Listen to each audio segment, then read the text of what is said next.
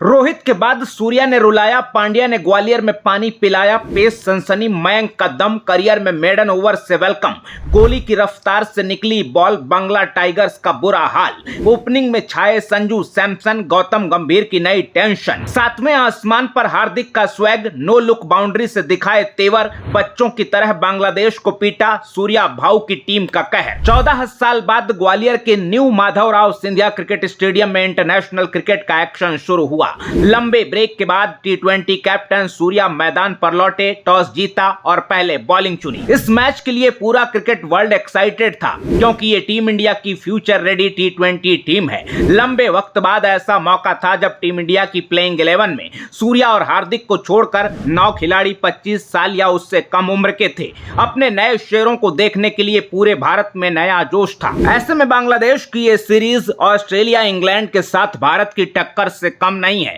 इस वीडियो में यंगस्टर्स की पूरी स्टोरी बताएंगे, लेकिन सबसे पहले बात हार्दिक पांड्या के स्वैग की। रोहित शर्मा के साथ कप्तानी विवाद, आईपीएल की ऐतिहासिक ट्रोलिंग, इंजरी से वापसी और खराब आईपीएल सीजन के बावजूद टी20 वर्ल्ड कप में पांड्या का सिलेक्शन हुआ था। प्रेस कॉन्फ्रेंस में सवाल हुआ तो अजीत आगरकर ने जवाब दिया, हार्दिक पांड्या का हमारे पास कोई रिप्लेसमेंट नहीं है। वर्ल्ड कप के बाद ये बात सबको समझ में आ गई। उनको भी जो एमआई की कप्तानी को लेकर पांड्या को भर भर कर गालियां दे रहे थे, लेकिन गौतम गंभीर कोच बने और पांड्या के लिए बड़ा सरप्राइज लेकर आए। पांड्या को कप्तानी की रेस से बाहर कर सूर्या को कमान दे दी गई। इसके बाद पांड्या की तरफ से कोई रिएक्शन तो नहीं आया, लेकिन सब जानते हैं कि पांड्या खुद को हमेशा एक लीडर की तरह प्रेजेंट करना चाहते हैं। तो बीसीसीआई के इस फैसले ने पांड्या को चौंकाने के साथ ही धोखा खाए आशिक जैसा बना दिया। इसमें कोई डाउट नहीं है कि सूर्या काबिल भी हैं और डिजर्विंग भी, लेकिन पांड्या को देखकर लग रहा है कि वो दुनिया के सामने बहुत कुछ साबित करना चाहते हैं। बांग्लादेश के मैच में ऐसा लगा जैसे पांड्या किसी से बदला लेने आए हो। पांड्या ने इतनी बेरहमी से शॉट लगाए कि बांग्लादेशी आसमान देखते रहे।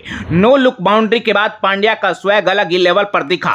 करीब 250 के स्ट्राइक रेट से पांड्या तूफान बनकर बरसे। पांड्या की हार्ड हिटिंग और उनका एटीट्यूड इतना अटैकिंग लग रहा था जैसे वो चिल्ला चिल्ला कर बता रहे हूं कि मैं अपने काम में सबसे बेहतर हूं, I am the best. Match खत्म करने के बाद पांड्या ने कैप्टन सूर्या का गाल खींचकर जीत को सेलिब्रेट किया। कई लोगों के लिए पिक्चर ऑफ द मैच है और कुछ लोगों ने कहा पांड्या इस तस्वीर से कुछ और मैसेज देना चाहते हैं। ऐसे में पांड्या के इस तेवर पर आप क्या कहेंगे, हमें कमेंट करके जरूर बताइएगा। अब आगे बात करते हैं इंडिया की पेस सनसनी मयंक यादव की। अप्रैल 2024 में एक 22 साल के लड़के ने आईपीएल में डेब्यू किया। 156-157 की स्पीड से गेंदबाजी, पूरी दुनिया सन्न रह गई। किसी ने सीधे वर्ल्ड कप खिलाने की मांग की, किसी ने ऑस्ट्रेलिया इंग्लैंड के सामने उतारने की डिमांड की, लेकिन बहुत जल्द मयंक की पीठ और पैर में दर्द उभर आया। इसके बावजूद अच्छी बात यह थी कि एक्शन से बाहर होने से पहले 3.5 मैच में ही मयंक ने सबका दिल जीत लिया था। मैदान से मयंक के आउट होने पर मायूसी थी, लेकिन हर कोई इंतजार कर रहा था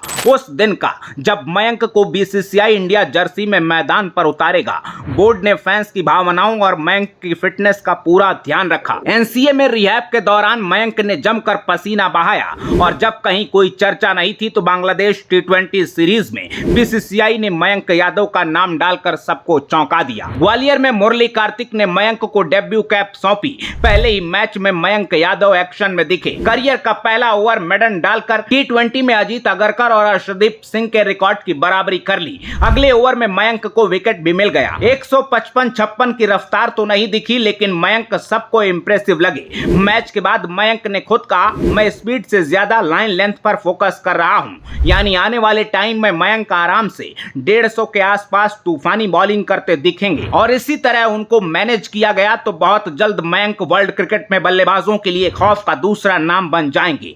मयंक के अलावा मैच में fast bowling allrounder Nitish Reddy ने भी अपना डेब्यू किया। आईपीएल से लाइमलाइट में आए नीतीश भी बीसीसीआई की रडार पर थे। डेब्यू मैच में बॉल और बल्ले दोनों से नीतीश का प्रदर्शन ठीक ठाक रहा, लेकिन नीतीश ऐसा कोई इंपैक्ट क्रिएट नहीं कर पाए जो टीम में उनकी जगह की गारंटी दे, क्योंकि 128-30 की रफ्तार पर बॉलिंग और 15 बॉल में 16 रन की पारी कभी भी आपको टीम इंडिया में टिकने के लिए काफी नहीं हो, क्योंकि नीतीश के सामने ही हार्दिक पांड्या ने 16 गेंद में 39 रन ठोक दिए, जबकि मैनेजमेंट को इंप्रेस करने के लिए यह काम नीतीश को करना था। खैर, नीतीश अभी 21 साल के हैं, इसलिए अभी बहुत वक्त बाकी है। पांड्या की तरह नीतीश ने अपनी स्किल पर काम किया तो नीतीश भी भारत के लिए लंबी रेस का घोड़ा हो सकते हैं। बांग्लादेश के साथ इस मैच में 3 साल बाद मिस्ट्री स्पिनर वरुण चक्रवर्ती की भी वापसी हुई। 3 विकेट लेकर वरुण ने अपने कमबैक को जस्टिफाई कर दिया, लेकिन दूसरे बॉलर्स के मुकाबले वरुण को सबसे ज्यादा रन पड़े। ऐसे में वरुण अगर अपने केकेआर वाले कंट्रोल के साथ खेलेंगे तो बीसीसीआई की T20 स्कीम में उनका नाम भी परमानेंट हो सकता है। बांग्लादेश सीरीज में ओपनिंग में भी एक्सपेरिमेंट चल रहा है। अभिषेक शर्मा और संजू सैमसन की जोड़ी जबरदस्त लगी। अभिषेक का हर बॉल को चेस करके बॉलर्स को तोड़ना और संजू का टाइमिंग वाले शॉट खेलकर रन रेट बनाए रखना,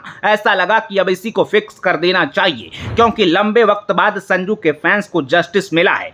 दूसरी ओर अभिषेक के अटैक पर कभी कोई सवाल नहीं हो सकता। 16 रन बनाकर अभिषेक चले गए, लेकिन उतने में ही अपने तूफानी अंदाज का ट्रेलर दिखा दिया। 3 नंबर पर आए कैप्टन सूर्या ने हमेशा की तरह फियरलेस एटीट्यूड के साथ बांग्लादेश के बॉलर्स को तहस नहस किया। कुल मिलाकर पाकिस्तान से क्लीन स्वीप करके आई बांग्लादेश की टीम को भारत में टेस्ट हो या T20, हर मोर्चे पर तोड़ा जा रहा है।